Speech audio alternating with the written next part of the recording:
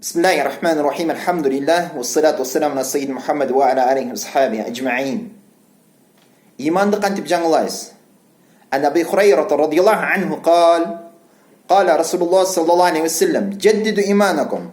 Qila ya Rasulullah wa kayfa nujaddidu imanana? Qala akthiru min qawli la ilaha illallah. Abu Hurayra radhiyallahu anhu riwayat qiladi. Payg'ambar sallallohu alayhi vasallam aytdi dedi. Imoninglar жаңылағыла deb. Sahabalar so'rashdi, ya Rasululloh, imonimiz qancha жаңылайбыз deganda, la ilaha illallohni ko'p aytqila dedi.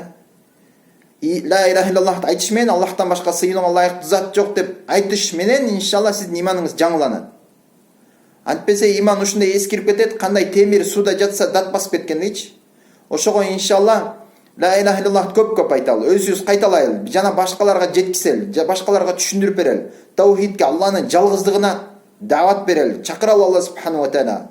Бардык жакшылыкты Аллах берет деп. Күндү түндө жараткан Алла субхану ва тааля, күн менен түндү алмаштырып аткан Алла субхану ва тааля, асман жерди ортосунда болгон нерсени жараткан Алла субхану ва тааля.